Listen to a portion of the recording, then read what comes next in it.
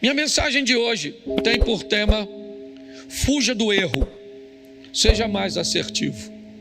E a proposta hoje é conversar com você sobre uma instrução dada por Deus através do apóstolo Paulo aos Gálatas, no capítulo de número 6, no verso 6. Gálatas 6, 6 diz assim: mas aquele que está sendo instruído na palavra, compartilhe todas as coisas boas com aquele que o instruiu. Não se enganem, ok? Em outras traduções, está escrito: não erreis. Deus não se deixa escarnecer. Ali está dizendo de Deus não se zomba, pois tudo aquilo que a pessoa semear, isso também colherá. Mas repita comigo: não erreis. Deus não se deixa escarnecer, porque tudo que o homem semear, isso também ceifará. No ano de revisão é importante nós revermos algumas coisas que estabeleceram nossas crenças. Nós revemos algumas coisas cujas quais nós baseamos a nossa fé e a postura cuja qual nós acreditamos que as coisas vão acontecer. Nós temos que ter muito cuidado quando vamos analisar isso. Primeiro, que algo para ser considerado uma tese bíblica precisa, para alguns, de 3 ou mais versículos ou textos que baseiem esta afirmação. Nenhuma tese pode ser estruturada em apenas um versículo. Então algumas pessoas começam a citar textos isolados, muitas vezes únicos, totalmente separados do contexto que estavam inseridos na verdade na Bíblia, e transformam isso numa verdade. E uma das coisas que me parece foi muito interpretada ou mal interpretada ao longo da história foi a crença de que Deus não leva em conta os nossos erros. É de que Deus está sempre pronto a corrigir a rota daqueles que erram. É que está em Deus a obrigação de acertar as coisas, de corrigir as coisas. Eu confesso que eu não sei onde isso está escrito, mas as pessoas, ou grande parte delas, acreditam que a bondade de Deus, que a misericórdia de Deus, ela é grande o suficiente para sobrepor a justiça dele. Isso não é verdade. A minha proposta de dizer fuja do erro é porque o erro vai trazer para a sua vida sérias consequências. A minha proposta de dizer a você seja mais assertivo, e a palavra assertivo, apesar de, quando a nossa mente ouve, parecer que está falando de acertar, de fazer a coisa certa, e por isso alguns, até na hora de escrever a palavra assertivo, escreve com C, mas na verdade ela é com 2 S's, assertivo. Ela tem a conotação de alguém que está seguro, que está firme, que sabe aquilo que está fazendo, que ao tomar decisões, não tomam decisões de qualquer maneira. São pessoas convictas, firmes, fortes, seguras, que fazem as coisas com objetividade. A vida costuma ser mais generosa para essas pessoas. Elas frequentam a mesma igreja, elas leem a mesma Bíblia, elas cantam os mesmos louvores, elas escutam as mesmas mensagens. Mas as pessoas assertivas, aquelas pessoas que, ao tomar decisões, principalmente em áreas fundamentais de sua vida, elas são um pouco mais morosas, elas aguardam, não são imediatistas, elas costumam retirar da vida mais prazer, mais satisfação. Mas se você não liga para isso, é um direito que você tem. Apesar da Bíblia dizer não erreis, e é isso que eu quero trabalhar com você. Por que é que a Bíblia então diz não errem? Ela não poderia dizer, olha, se você errar, não tem tanto problema assim. Não, ela diz não errem, porque de Deus não se zomba, Deus não se deixa escarnecer. o que você fizer, você vai ter que enfrentar o efeito ou a reação da sua ação. Então, se você quer ser descuidado, se você é valente, forte, poderoso, o suficiente para cometer erros, sustente a sua valentia e coragem para colher os frutos do erro que você cometeu. Não tem problema nenhum. Você quer ser irresponsável em tomar algumas decisões? Você quer ser irresponsável a estabelecer relacionamentos? Você quer ser irresponsável em tratar a sua vida profissional? Você quer ser irresponsável em cuidar da sua saúde? Não tem problema nenhum. Fique à vontade com as suas irresponsabilidades em cometer erros. Só entenda que você vai ter que se encontrar com eles.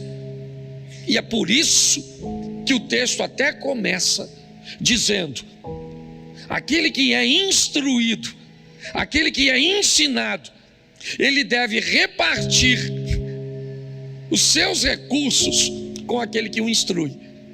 Olha bem, a proposta da palavra é dizer: se alguém vai te dar uma orientação correta, se alguém vai te dar uma ferramenta certa, ele vai fazer tão bem a você, ele vai levar sua vida, seu casamento, suas finanças, seu negócio, sua caminhada de fé para um ambiente de tanta prosperidade que você deveria dividir um pouco dessas bênçãos que você vai receber por parar de cometer erros com aquele que te ajudou a parar de cometê-los. Essa é a grande verdade. Mas, como eu disse, se você desejar continuar numa vida de erros, não tem problemas. Provavelmente, se você tiver fé e seguir a Jesus, você vai até morar no céu. O que você não vai ter é uma vida boa aqui na terra. Ah, pastor, mas a vida não é para ser boa aqui na terra. Não. Por quê? Porque você tem acesso ao versículo que diz que no mundo tereis, e é esse que você quer tomar? Vamos lá, usa mais para mim. Nós temos umzinho aqui, que justifica o sofrimento. Mas vamos lá: eu vim para que tenham vida e a tenham em... Bem sei os pensamentos que tenho a respeito de vós, eles são de paz e não de mal, porque eu tenho proposto te dar o fim que você deseja. Quer ir para Deuteronômio? Vamos lá: os céus e a terra tomo hoje por testemunha, certo? Que eu tenho colocado diante de você bênção e maldição, certo? Escolha tu as bênçãos, para que viva tu e a tua descendência. Quando você vai pegar textos que falam de vida, de vitória, de boas escolhas, está assim. Se nós olharmos de uma forma mais minuciosa, nós vamos ver que os erros que cometemos ao longo da nossa caminhada, eles são extremamente prejudiciais. E Naum diz uma coisa para sustentar o que eu estou dizendo. Naum, capítulo 1, verso 3: o Senhor é tardio em, mas grande em, e jamais inocenta um culpado. Jamais inocenta um culpado. Jamais inocenta um culpado. Ah, pastor, mas o sangue de Jesus não me inocentou? Eu era culpado. Ah, aí sim, colocou o texto certinho, certo? O sangue de Jesus foi derramado para pagar um preço. Ele é o cordeiro. Então até você tenha cuidadinho um pouquinho. Eu sei que Deus filtra tudo isso. Se você vai orar, cuidado para não usar o sangue onde você deveria usar o nome, e para não usar o nome onde você deveria usar o sangue. O nome é para uma coisa, o sangue é para outra coisa. Tá certo? Nós precisamos rever tudo isso. Ah, pastor, mas Deus entende tudo isso? Entende, é claro que entende. O Espírito Santo, ele corrige muitas coisas que fazemos errada, mas nós estamos num ano de revisão. Por que não entender que precisamos parar de expulsar muitas vezes um demônio usando o sangue? Na ignorância, vale, mas nós precisamos rever, é só isso. Minha exposição é só uma exposição de revisão. Então a minha proposta agora é mostrar a você que se Deus não toma culpado por inocente, se Ele diz não errem, porque vocês vão ter que se encontrar com o resultado do seu erro, Nós temos a garantia de que ele é tardio em irar-se. Sim, é só você ler a história de Sansão e você vai descobrir o quão longânimo Deus é, o quão bondoso ele é. Você vai ver uma série de erros que Sansão está cometendo. Me permita fazer você raciocinar sobre isso. A própria Bíblia, você não tem nenhuma garantia que a força de Sansão estava no cabelo. Ele era um nazireu, como muitos outros nazireus que haviam naquela época. Mas quando você vê ele comete o primeiro erro, Deus tolera, ele comete o segundo erro, Deus tolera, ele comete o terceiro erro, Deus tolera. Conforme ele vai cometendo uma série de erros, chega uma hora que Deus diz: acabou. Aliás, todas as vezes que ele fica forte, a Bíblia nunca diz que a força dele era por causa do cabelo. Sempre diz: o Espírito do Senhor se apoderou de Sansão. O Espírito do Senhor se apoderou de Sansão. O Espírito do Senhor se apoderou de Sansão. O dia que Sansão ficou fraco, o texto diz assim: o que Sansão não sabia é que o Espírito do Senhor não era mais com ele. Então é só a nossa revisão, é só nós olharmos para que a nossa caminhada esteja mais firme, esteja mais forte. Então eu vou te mostrar o erro de algumas pessoas e vamos ver no que deu. Vamos ver se Deus entrou lá para corrigir, para arrumar a coisinha, para passar a mão na cabeça. Vamos ver se é assim que ele lida, que aí você vai descobrir o quanto pode ser danosa uma gravidez sem um cônjuge, sem uma estrutura estabelecida. Você vai entender que Deus vai perdoar o seu pecado de ter cometido uma vida sexual fora do casamento e você engravidou. Sim, Deus vai te perdoar. Você pode morar no céu, sim ou não? Isso. Mas e a responsabilidade que você agora vai ter que carregar de criar essa criança? Então os erros, eles são complexos. Então, como pastor, às vezes as pessoas vêm falar comigo e eu falo: cara, gente, é muita bagunça muitas vezes. É uma série de erros que vai trazendo uma vida difícil, de gente que vai morar no céu, mas vai viver um inferno aqui na terra. Então eu vou te mostrar aqui rapidinho. O primeiro é o erro de Davi. Deixa eu te mostrar o erro de Davi. Segundo o livro do profeta Samuel, capítulo 12, verso 13. Dá uma olhada nesse texto. 12, 13. Então Davi disse a Natã: pequei contra o Senhor. E Natã respondeu: também o Senhor perdoou o seu? Isso é fantástico. Sabe o que ele fez? Ele se deitou com a mulher do cara enquanto o cara estava na guerra. Sabe o que aconteceu? A mulher ficou grávida. Sabe o que Davi mandou fazer? Mandou matar o cara na frente de batalha. Ele foi o mandante. É isso. Deus então manda o profeta ir a ele. Diga assim: você quer andar bem? Diga: você quer andar bem? Tenha profeta. Isso. Quem é profeta? Profeta é a pessoa que pode dizer para você o que ninguém pode. Você tem que ter alguém que diga para você o que ninguém pode dizer. Alguém que você deu autoridade para chamar sua atenção. Sua atenção quando a roupa está inadequada. A sua atenção quando a sua postura não está correta. Você tem que ter alguém que tenha coragem, né? Ou autoridade, não vou nem dizer coragem, a autoridade de dizer para você o que ninguém pode dizer. Natã era a representação. Aliás, ele é a salvação de Davi. Ele vai à casa de Davi e vai dizer a ele que ele fez isso. Você se deitou com a mulher do Urias, você mandou matar Urias, e Deus viu tudo isso. O que ele disse? Pequei contra o Senhor. Aí o que Natã diz para ele? Também o Senhor perdoou o seu pecado. Você não? Ele tinha que morrer. Velho Testamento, olho por olho, dente por dente. Mandou matar, morre.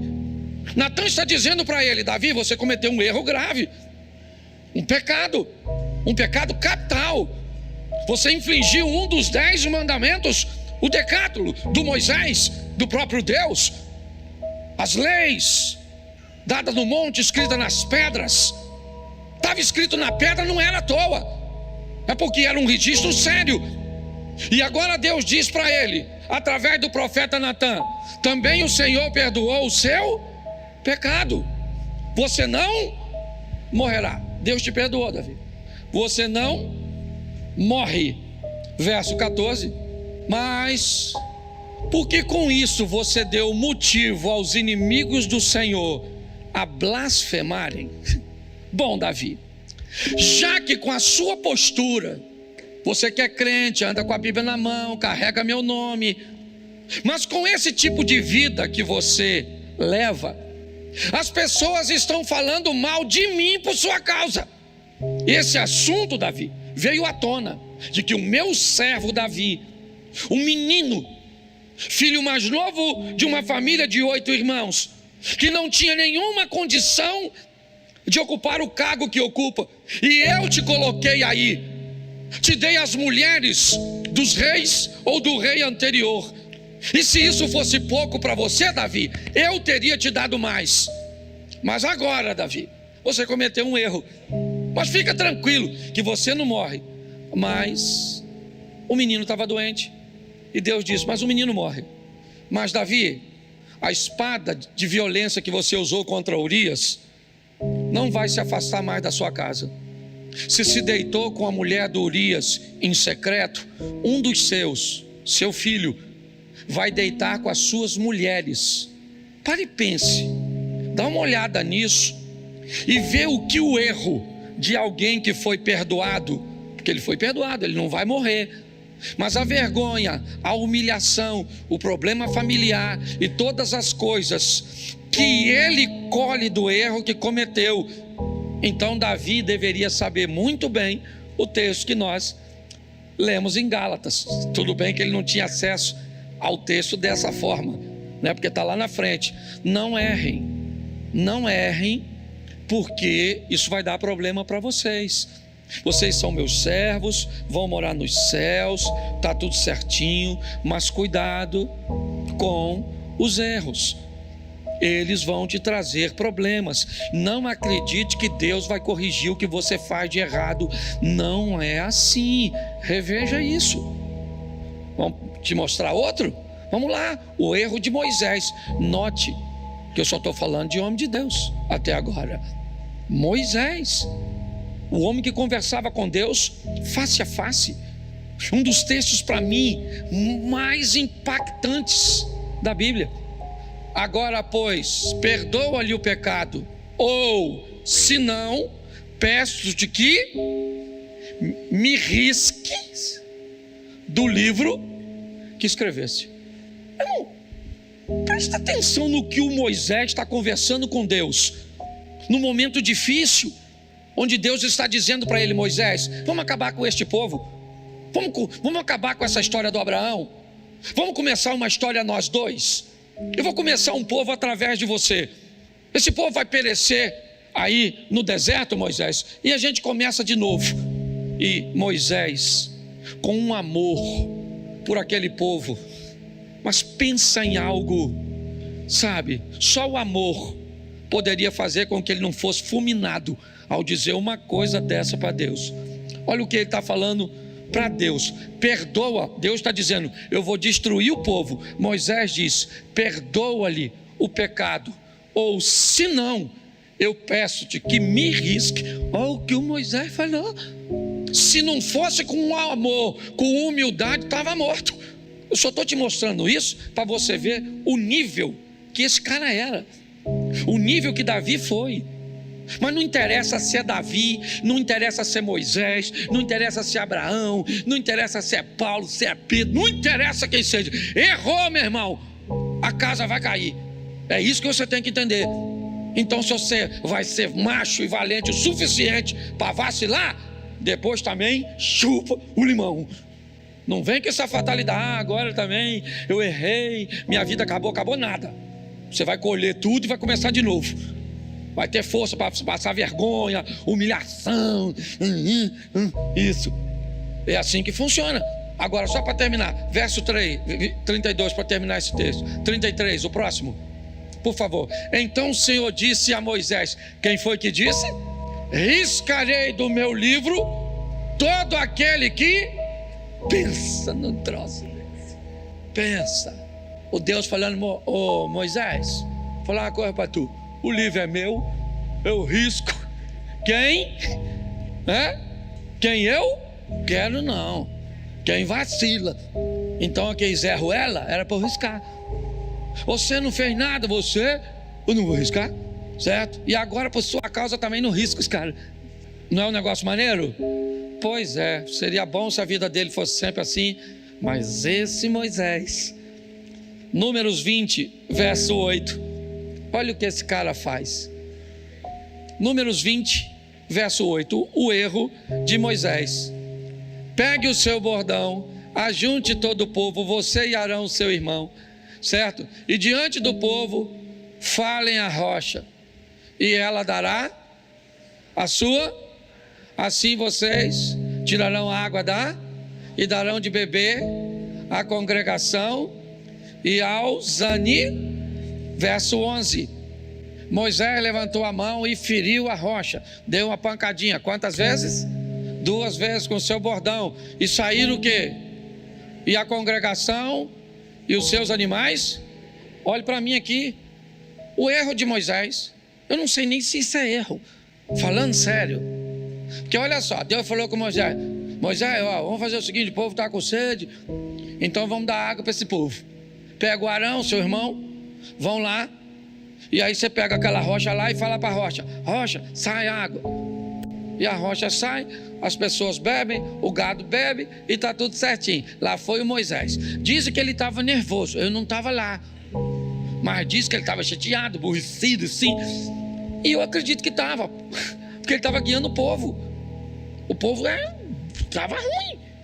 E ele tinha todo o direito de ficar nervoso, sim ou não? Porque você também tem. Você só não tem o direito, durante o seu nervosismo, desobedecer e desonrar o nome do Deus que você carrega. Você tem direito de ficar nervoso? Claro que tem, você é gente. Tem hora que parece que se o Satanás chegar na sua casa, é você que entra nele. De tão nervoso que você fica em algumas ocasiões. Você tem todo o direito, sim ou não? Claro que tem, você é ser humano. Só que não tem The Walking Dead, zumbizão que não sente nada. Aqui tem hora que você tem raiva, tem vontade de matar, tem vontade de sumir, tem vontade de tudo. Então ele está nervoso sim. Só que Deus falou, Moisés, fala. Ele foi lá e deu 2 pancadas na rocha. O que aconteceu? A água, jorrou. Sim ou não? Saiu água, sim ou não? Tá certo, sim ou não? Tá certo, sim ou não? O pessoal queria água. Tá certo, sim ou não? Claro que tá. Só não tá para Deus. A água está saindo, o povo está bebendo, o animalzinho está bebendo, todo mundo feliz. Eu imagino Deus olhando. Deus tirou Moisés do grupo, levou para o privado e falou, Moisés, o que eu falei contigo? Eu imagino Moisés falando, que. E Deus falou, seja homem, não gagueja não, maluco. Fez agora. Eu mandei você falar ou tocar? Gente,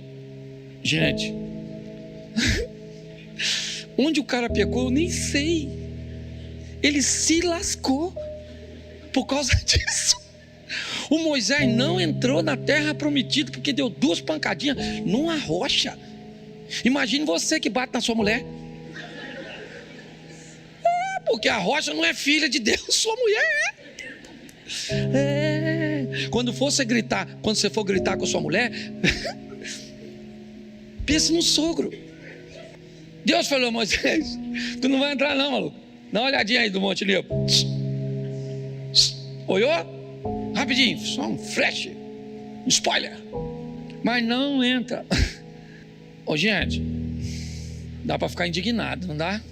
Se Moisés não entrou dizendo que risca o meu nome do livro da vida. Imagine tu, Cláudio.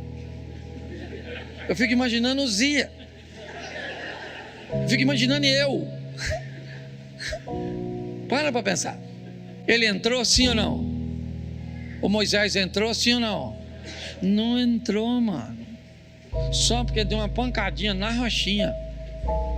O que indica, abra o olho e seja mais assertivo. Faz as coisas com mais convicção. Que o Davi se lascou. O Moisés se lascou. Esse então agora aqui, ó, preguei sobre ele esses dias aqui. O erro do Acã. Quem aqui não sabe quem é Acã, levanta a mão. não sabe. Eu vou perguntar quem não levantou. Quem ele é? Cara, levanta a mão, quem não sabe. Quem tiver de mão baixada, eu pergunto. Olha como é que aumentou o número, ó. Vou perguntar nada não, eu estou só brincando. Josué capítulo 7, verso 20. Dá uma olhada no erro do Acã. Acã respondeu a Josué: é verdade, eu pequei contra o Deus de Israel e fiz assim e assim.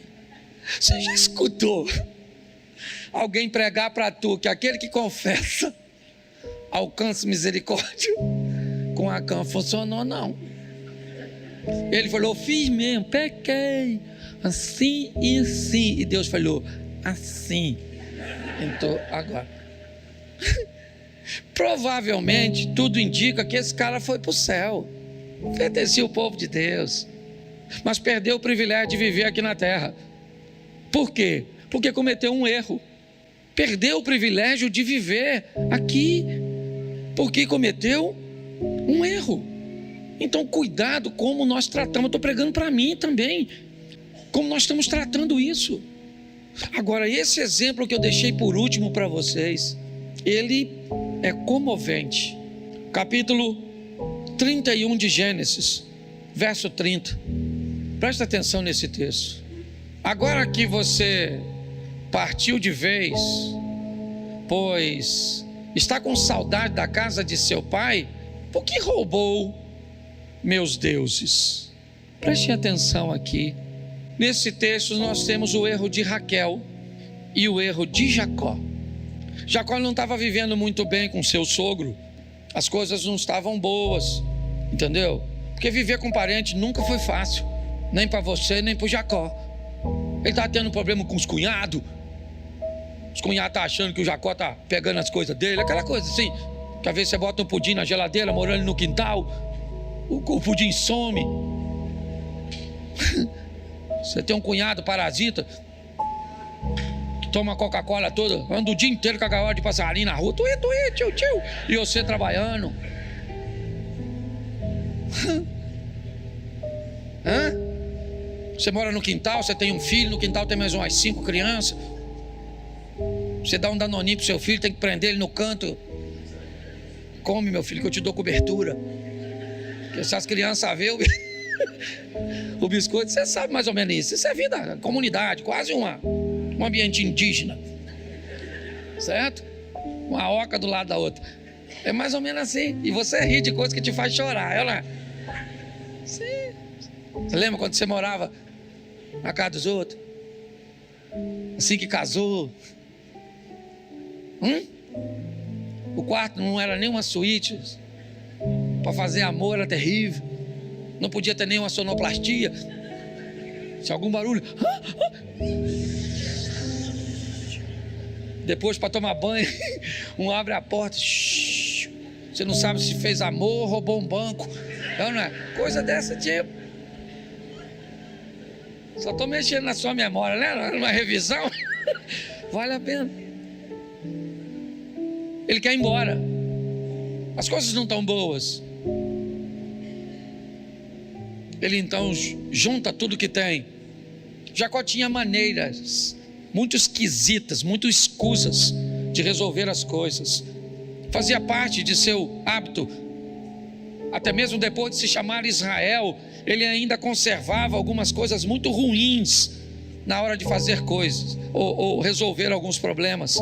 Ao invés de esperar o sogro chegar e dizer: eu não quero mais ficar, não vai dar, ele espera o sogro sair numa diligência. Ele então, o sogro não estava em casa, ele pega todas as coisas que era dele e vai embora. O sogro então chega e é avisado de que Jacó foi embora, desmontou suas tendas, pegou seus animais e foi embora. Será que ele não aprendeu quando teve o problema com seu irmão Esaú, que por pior que seja deveria ser dito, por mais doloroso que seja deveria ser exposto? Eu sei que às vezes dizer dói mais do que ficar calado. Agora ele está indo embora, o sogro chegou e alguém avisa ele, ele foi embora. Mas Jacó conduzia crianças, mulheres, animais, não dava para andar tão rápido, apesar de 7 dias. Labão então pega seus homens, seus cavalos, e rapidamente acaba alcançando Jacó. O encontro não é dos melhores. Deus, para amenizar a situação, aparece para Labão à noite, dizendo para ele controlar suas emoções e não fazer nada de mal. Labão então encontra com Jacó e diz para ele: eu só não vou fazer nada contra você, porque o seu Deus me apareceu de madrugada e falou comigo. Note, ele teve que fugir para não morrer de seu irmão Esaú, e agora mais uma vez ele foge. É de um erro em erros, mas sumiu alguma coisa da casa de Labão que ele está bem chateado. Algumas imagens de seus deuses desapareceu. Ele só precisava de um motivo. Tem alguma coisa na sua bagagem que não lhe pertence. Eu não estou aqui porque você está indo embora, eu estou aqui porque você me roubou. É isso. A tônica da história é essa.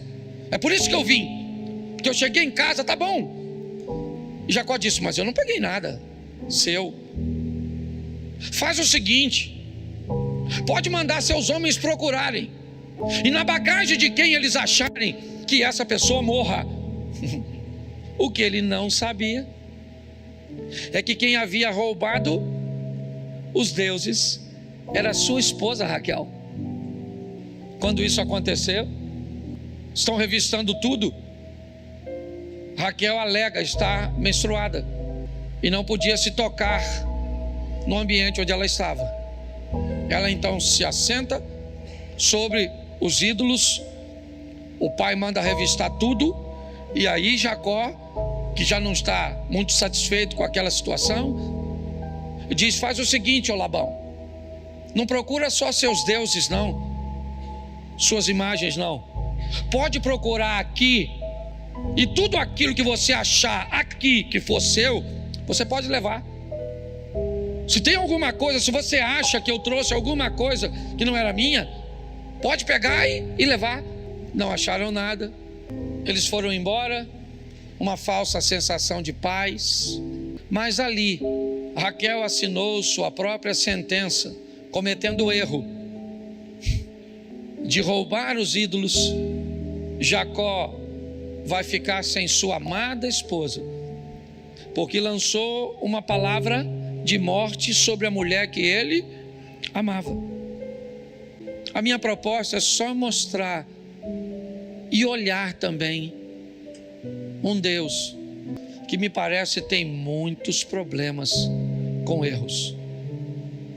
Um Deus que não vai passar a mão na sua cabeça. Eu não sei se você reparou, mas há uma tônica nesse culto que nos impulsiona a entendermos que precisamos estar preparados para as adversidades, ou para o momento oportuno para fazermos parte de algo grande. Você viu na palavra da campanha, certo? A motivação de estarmos fortalecidos para enfrentarmos a oposição, cuja qual nós não sabemos quanto tempo vai demorar. Eu sei que todos nós conhecemos a força do nosso Deus, o poder do nosso Deus, mas eu não sei se você é capaz de reconhecer o poder e a força do inimigo de Deus, Satanás. A oposição de Satanás, ela é muito forte, ela é muito intensa. O diabo, vosso adversário, anda bramando como um leão, buscando a quem possa tragar. Se o diabo foi ousado o suficiente para se opor a Jesus na tentação, no deserto, olha bem, ele sabia quem Jesus era, mas como Jesus estava na fragilidade de um corpo humano, ele se aproveitou das necessidades humanas, achando que poderia tirar proveito disso, e ele tenta convencer Jesus de que Jesus não é quem Deus disse que ele era: se tu és o Filho de Deus, se tu és o Filho de Deus. As tentativas de Satanás foram muito intensas para se opor, usando pessoas e situações. Imagine nós, imagine. Então, inevitavelmente, nós precisamos estar firmes, fortes. Aquele que está de pé, tenha cuidado para não cair. Há uma preocupação muito intensa de Deus, porque Ele sabe o poder do inimigo, sabe a adversidade que o inimigo pode trazer. Eu vou usar 2 textos apenas. Esse é um culto de campanha, onde nós precisamos estar fortalecidos para vencermos, aptos a enfrentar os desafios cujos quais nós não sabemos de onde virão. Você vê Léa Mendonça cantar um dos hinos famosos: quem estava na guerra era eu, e o inimigo covardemente acertou um dos meus. Então, às vezes não pode atingir você, atinge seus pais, seus filhos, mas ele vai buscar uma brecha, uma oportunidade, certo? E se ele encontrar, pode ter certeza, o diabo, ele vai agir, ele vai mover, ele vai buscar desestabilizar você. Nesses 2 textos, nós vamos ver pessoas que vão nos dar uma grande lição, mas principalmente nos alunos de Jesus. Os 2 textos que eu vou citar aqui, na verdade, é uma aula que Jesus está dando aos seus discípulos. Apesar dos discípulos terem a presença do próprio Deus no Espírito Santo, depois de Atos 2, Jesus sabia que transitar, certo, de uma presença física, onde os discípulos poderiam ver, ouvir, tirar suas dúvidas, e migrar agora por uma presença espiritual, onde eles não podem ver, onde para se ouvir agora o modelo mudou. Esses discípulos precisam estar prontos, preparados para enfrentar tudo isso, por causa da dureza. No chamado do apóstolo Paulo, Jesus é bem categórico a Ananias: esse indivíduo que eu estou chamando, ele vai saber o que é ser perseguido, certo? Ele vai entender os desafios. Então nós não estamos numa brincadeira, nós estamos numa guerra. Essa é a grande verdade, entendeu? Todas as vezes que Satanás olha para você, você carrega a imagem de Deus, e isso torna você um inimigo. Algumas pessoas acreditam: se eu não mexer, se eu não... Não tem isso não. Não tem essa história de eu mexer com Satanás. Não tem isso não. Você é filho de Deus, e isso inevitavelmente faz você carregar, certo? Algo precioso. Mas eu quero refletir com você. Vamos lá, Marcos 7:24. Vamos dar uma olhada nesse texto. São 2 textos. O texto é grande, mas eu vou falar pouquinho. Levantando-se dali, foi para os termos de Tiro e de Sidom, e entrando numa casa, não queria que alguém o soubesse, mas não pôde esconder-se, porque uma mulher cuja filha tinha um espírito imundo, ouvindo falar dele, foi e lançou-se aos seus pés. E essa mulher era grega, cirofenícia de nação, e rogava-lhe que expulsasse da sua filha o demônio. Mas Jesus disse: deixa primeiro saciar os filhos, porque não convém tomar o pão dos filhos e lançá-lo aos cachorrinhos. Ela, porém, respondeu e disse-lhe: sim, Senhor, mas também os cachorrinhos comem debaixo da mesa as migalhas dos filhos. Então ele disse-lhe: por esta palavra, vai, o demônio já saiu da sua filha. Verso 30, e indo ela para sua casa, achou a filha deitada sobre a cama, e que o demônio já tinha. Essa história, ela é contada por outra ótica também, tá certo? Essa não é a única narrativa desse texto. Numa outra narrativa diz que essa mulher vem seguindo, certo, que Jesus não faz, questão de ouvi-la, ok? Até que os discípulos ficam incomodados e o intercedem. Mas há 2 lições muito importantes aqui para os alunos de Jesus. Primeiro, eles vão aprender que essa mulher não tem condições de fisicamente trazer seu problema para Jesus. Ela tem um problema grande, e o problema dela vai ficar lá na casa dela. Não deu para trazer, tá certo? E ela vai procurar Jesus. Ela tem um propósito, e o propósito dela é um dos maiores. Está na filha. Ela precisa encontrar uma solução para aquele problema. O problema está na filha, e ela precisa encontrar uma solução para o problema que está na filha. O problema está na filha, e ela precisa encontrar uma solução para sua filha. Preste atenção. O problema está numa posição, numa categoria que vai inferiorizar qualquer tipo de obstáculo, ok? Se você quer descobrir como tornar a sua situação o que você deseja diante de Deus, sendo colocado por você mesmo, coloque os seus problemas graves na categoria de filhos, ou seja, numa categoria onde todos os obstáculos são inferiores. Se tiver que levantar de madrugada, que pegar uma fila, que pegar, não interessa. Se tiver que se humilhar, não interessa. Você está entendendo? A categoria do problema, o outro também você vai ver. Mas o problema está na filha dela, e ela precisa encontrar uma solução. Então o que é que ela vai fazer? Ela vai procurar aquele cujo qual as pessoas estão dizendo que pode solucionar o problema dela. Pronto, é isso.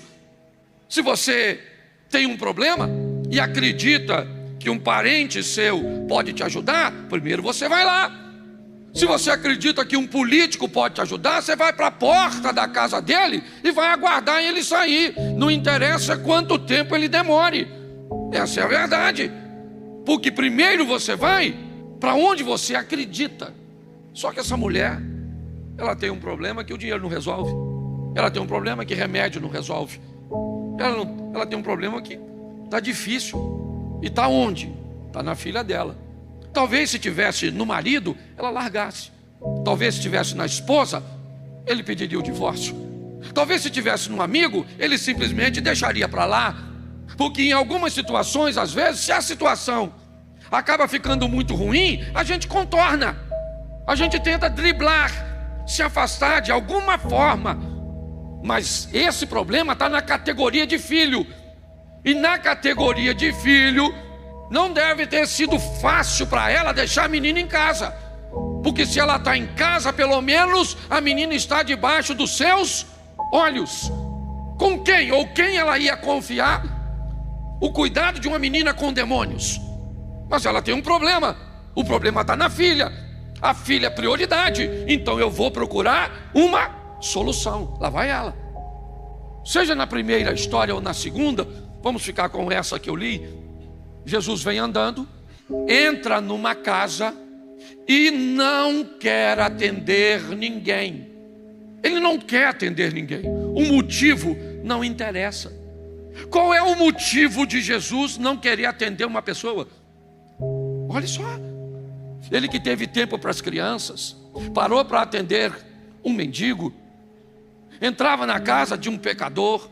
Se tinha uma coisa que Jesus estava pronto, era para servir pessoas. E nesse dia o texto diz que ele não quer falar com ninguém, ele não quer atender ninguém. O que está acontecendo com Jesus? Jesus está cansado? Jesus está estressado? Não, Jesus tem uma lição para dar aos discípulos. Entra numa casa e provavelmente avisou seus discípulos: eu não atendo ninguém, não quero que ninguém saiba que eu estou aqui. O contrário das outras vezes, gente. Você vai a Israel, a primeira coisa que um guia decente te fala é como reunir 5.000 pessoas, 10.000 pessoas na época de Jesus. Não tinha um radinho, não tinha um folheto, não tinha nada para avisar que Jesus estava chegando. As casas, as moradias, certo? Não, eram como hoje.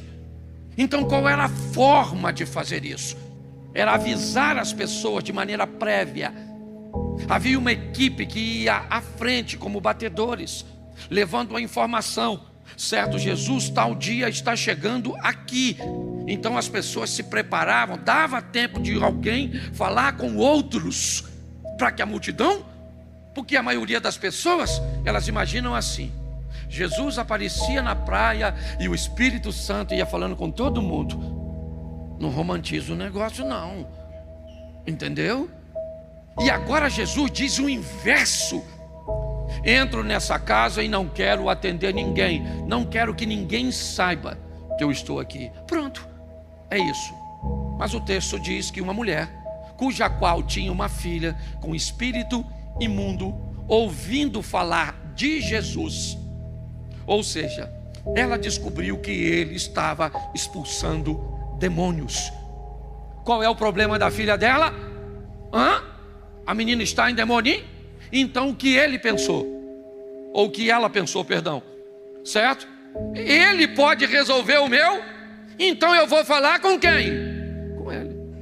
Então no texto em que lemos, mesmo com bloqueio, certo? Mesmo com a tentativa de se esconder, a mulher não só descobriu onde Jesus estava, ela conseguiu entrar. Ela furou o bloqueio. Porque tem gente especialista, quando quer.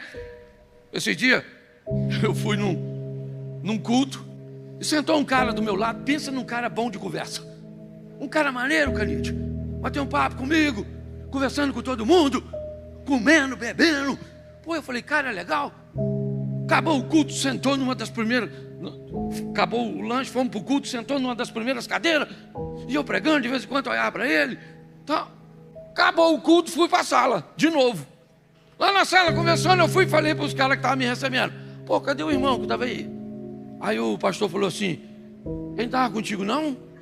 Eu falei: não, rapaz, o cara, aquele cara aqui, aqui. Ele falou: não, a gente não sabe quem ele é não. Ele só entrou porque nós achamos que estava contigo. Eu falei: mas eu achei que ele era daqui. E cadê ele? Sumiu? Como é que o infeliz conseguiu sentar na mesa com os pastores?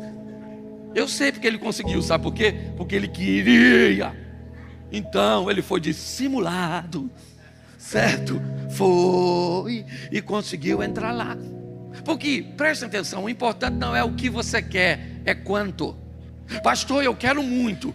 Isso é muito bom, mas cuidado, que quando você quer muito, Satanás pode te convencer a quebrar princípios para alcançar o muito. Você tem que ter cuidado, certo? Essa mulher, ela ela furou o bloqueio. Não entra, e está aí, ó. Olha lá o Pedro lá, ó. A turma dele está aí, o segurança. O discípulozinho aí, ó. Não vai atender. Minha garotinha está lá lascada. O demônio vai sair dela, vai ter que sair. Mas não pode entrar, não pode entrar não. Tá bom, não pode entrar não. E tá aí não, tá não. Quando viu, ela já estava lá. Eu imagino o discípulo, pensa. Dona, não pode. Jesus falou: não, calma aí. Não fez a segurança direito. Agora deixa a dona. O discípulo tem que estar ouvindo, sim ou não? Sim ou não? Aí a mulher falou: Senhor, estou com a garotinha lá na minha casa, tá? Demoniadinha. Jesus falou: pois é, dona, explica uma coisa, senhora. Eu não vim para os gregos, eu vim para os judeus. Eu não posso pegar o pão dos filhos e dar para os cachorros. Não me é lícito pegar o pão dos filhos e dar para os cachorros. Pensa, se fosse você, tu está sofrendo, sua garotinha está lá, seu casamento está na pendura, seu filho, sei lá quem é. Aí você vem para o pastor, pastor, só pode orar por mim. Ele falou: não pode orar não, você é membro daqui? Não é membro daqui não? Então não vou orar por você não. Vai se converter, meu infeliz, com esse tipo de vida, cachorro. Pensa, como é que você fala? O que você vai falar? Cachorro é você, pastor, pastorzinho dos infernos. Também que se dane, minha garotinha que fica endemoniada. Quero saber de nada não. Pensa. Eu conheço gente que ia embora da igreja por muito menos. Aliás, se o Eliezer fizer isso, vão falar comigo. Se eu fizer isso, alguém vai falar com você. Agora eu quero ver com quem essa mulher vai falar, porque quem chamou ela de cadela foi Jesus. E pior, ele é Deus. Senhor, olha o filho que o Senhor criou, que botou na terra, chamando eu de cachorro. Pare e pense. Era motivo para a mulher ir embora, sim ou não? Sim ou não? Mas tinha um motivo maior que fazia ela ficar. Qual era? A filha. Entendeu? A menina era. A ligação que ela tinha com o propósito era maior do que toda a adversidade. Hoje tem gente que quebrou a campanha por causa do Flamengo. Vou dar sentença? Eu não. Cada um que fique com a sua. Mas você não acha que eu, como pastor, tenho vontade de falar? Senhor, não dá benção não, não dá benção não, não dá benção não. Eu estou brincando. Você está entendendo? Mas só para você entender. Propósito. O propósito dela era maior. Então quando Jesus diz, não vou atender você, que você é uma cachorra, eu não vim para os gregos, eu vim para os judeus, e pronto. Se fosse a maioria de nós, já tinha virado as costas e saído. Nervoso. E o discípulo olhando, eu fico imaginando o Judas olhando isso. Isso aí. Ó. O Tomé, pensa, discípulo ruim. Porque a patota de Jesus, pensa nos caras. Vamos lá. O Pedro era aquilo que você sabe. Quando o Pedro corta a orelha do soldado, ele vai morrer. Tentou contar a vida de um oficial. Jesus é que foi lá, pegou a orelha e falou assim, orelha, chega aí. Está ouvindo, filho? Vai embora, Pedro. Guarda. E ele não cortou a orelha de propósito, não. Pedro não era zorro. Ele errou, ele queria matar o cara. Ou será que ele foi lá na orelha? Pô, botou uma máscarazinha? Sai fora. Vai causar problema, sim ou não? O Tiago e João, Jesus chamava de filho de trovão, por causa das encrencas. Um dia pediu, Senhor, deixa eu sentar de um lado, e ele senta do lado, quando o Senhor entrar no seu reino. Pedro que chegou e falou, e eu sento onde, maluco? Para pensar. O André era aquilo que você já sabe.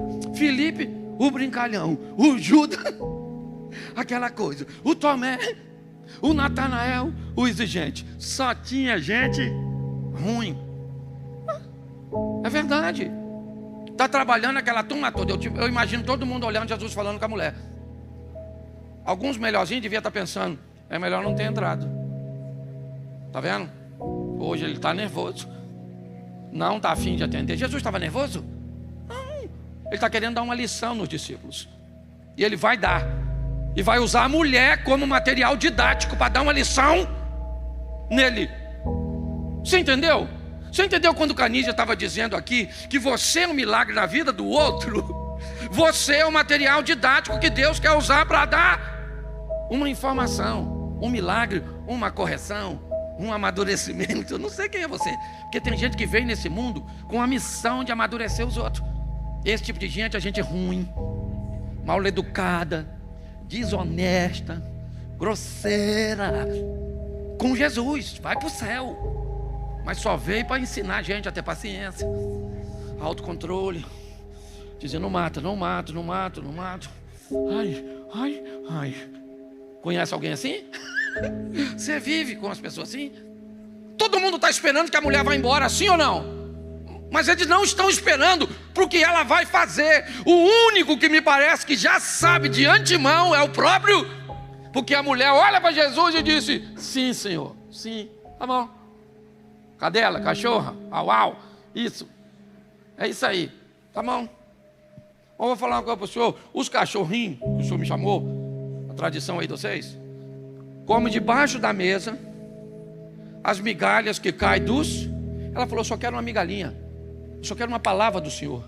Eu não pude trazer minha filha, mas o Senhor é poderoso para dar uma ordem aqui que faz um milagre lá.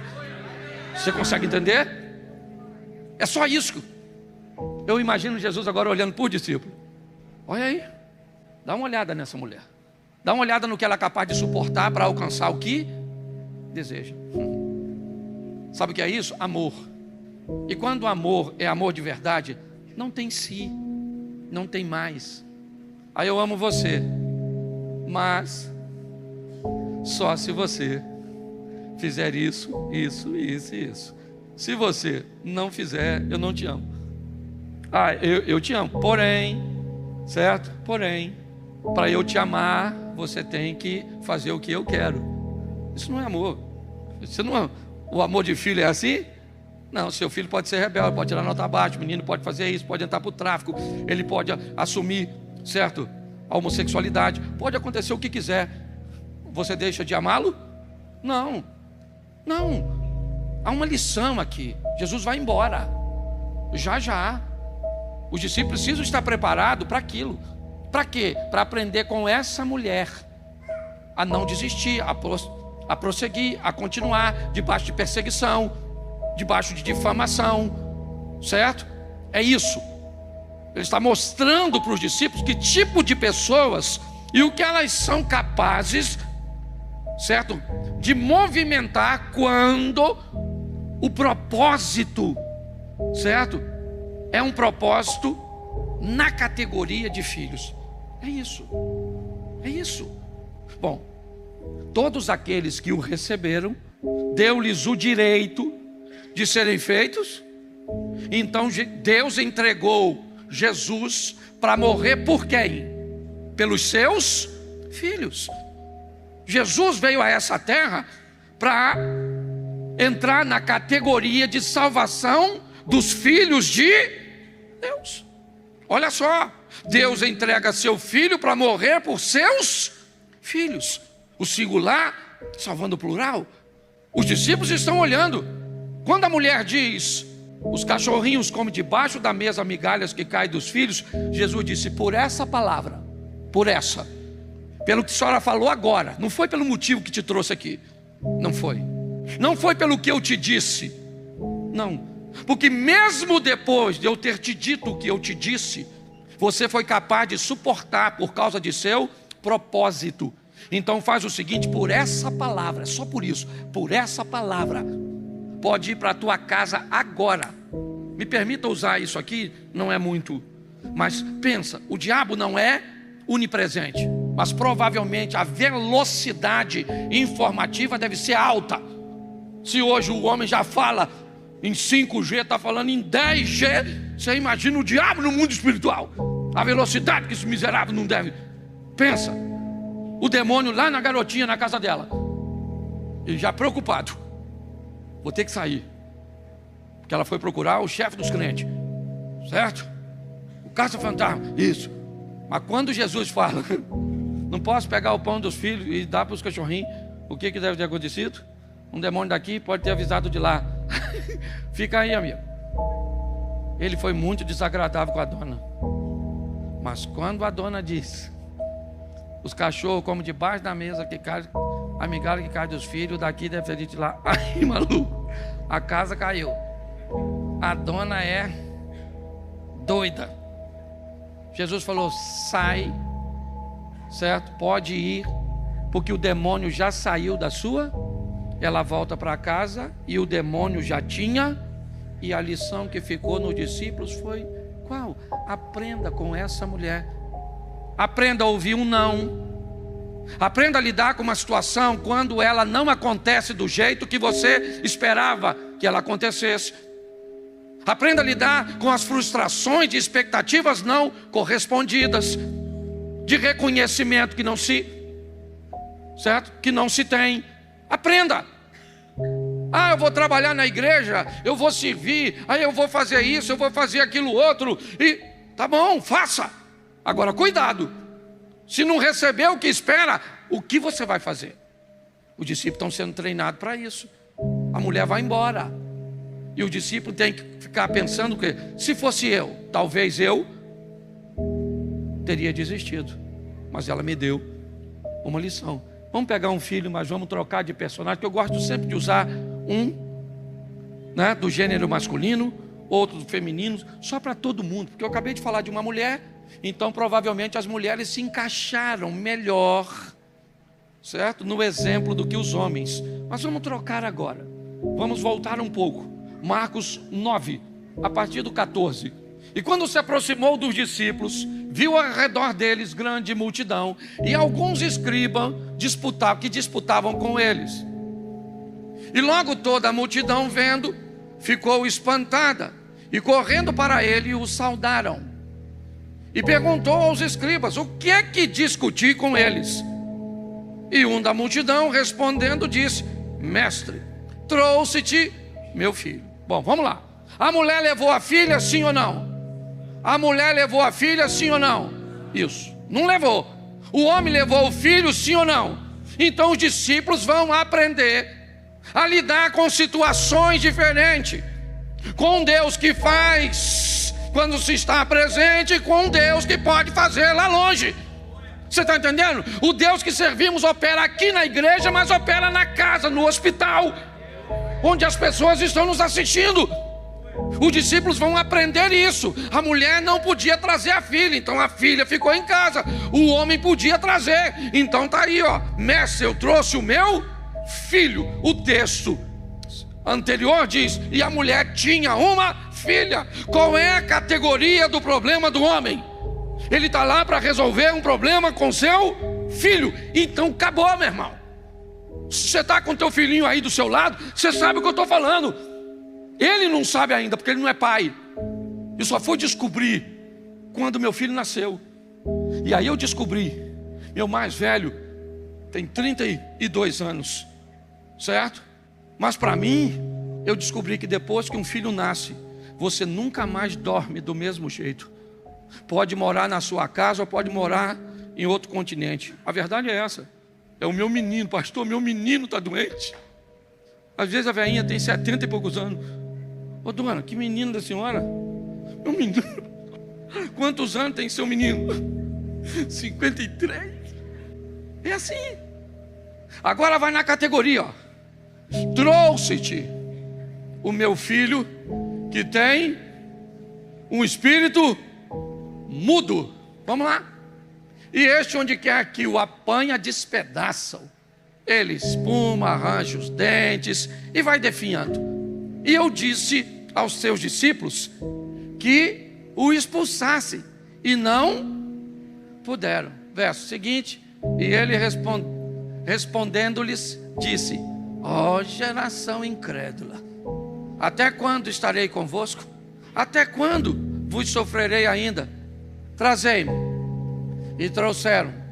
E quando ele o viu, logo o espírito o agitou com violência, e caindo o endemoniado por terra, revolvia-se escumando. E perguntou ao pai dele, olha que pergunta: quanto tempo há que lhe sucede isso? E ele disse o quê? Desde a infância. E muitas vezes o tem lançado no fogo e na água para o destruir. Mas se tu podes fazer alguma coisa, se tu podes fazer alguma coisa, grave isso: mas se tu podes fazer alguma coisa, tem compaixão de nós e ajuda-nos. Verso 23. Jesus não gostou muito do que ele disse. Você sabe por que ele disse: mas se o Senhor pode fazer alguma coisa? Há quanto tempo o menino fica endemoniado? Desde há quanto tempo esse cara está tentando resolver isso? Há muito tempo, sim ou não? Ele já tentou outras vezes? Deu certo? Então ele está cansado. Eu já falei e vou repetir aqui: pior que um problema pode ser o tempo de duração dele. Quando alguém for te contar que está sofrendo dor por uma situação, pare de achar que o problema é pequeno. Pergunte há quanto tempo o problema acontece, e você vai descobrir que a pessoa já está convivendo com isso 5 anos, 10 anos, 15 anos. Então ela tem todo o direito de estar exausta, cansada. Nesse texto, o cara diz: mas se o Senhor pode fazer alguma coisa, o que ele está dizendo? Não é incredulidade. Se fosse incredulidade, ele não estava ali. Ele está ali, está certo? Mas ele carrega uma história. Então ele vai devagar. Por quê? Porque ele já se frustrou tantas vezes, Abner, que ele está não duvidando de Jesus, mas se preparando para enfrentar aquilo. Se não der certo, E se o demônio não sair? Sabe o que aconteceu? Eu expus meu filho a um ridículo em público. Lembra o texto? Uma multidão estava lá. Viu um menino se contorcendo, escumando, todo torto, fazendo barulhos estranhos, parecendo um bicho. Quem era? Um garoto. Mas para uma pessoa, aquele garoto era o seu filho. Então observe bem. Mas Jesus precisa. Os discípulos estão ali. Eles estão ali. E o camarada já desmoralizou os discípulos. Ele disse: eu primeiro trouxe meu filho para os seus discípulos expulsarem, mas eles não conseguiram. Mais uma vez, não deu certo. Mas aí ele disse: aí eu trouxe para o Senhor. Na verdade, quando eu vim aqui, eu vim atrás do Senhor, mas o Senhor não estava, o Senhor estava orando. Seus discípulos estavam aqui. Eu apresentei meu problema para os seus discípulos. Seus discípulos oraram, sabe o que aconteceu? Nada. Mas se tu podes, olha só, mas se tu podes, porque eu não sei onde você buscou solução que não deu certo. Você só tem que ter o cuidado para não trazer a sua frustração para Jesus, porque senão você começa a achar que Jesus é igual ao outro. Entendeu? É assim que funciona.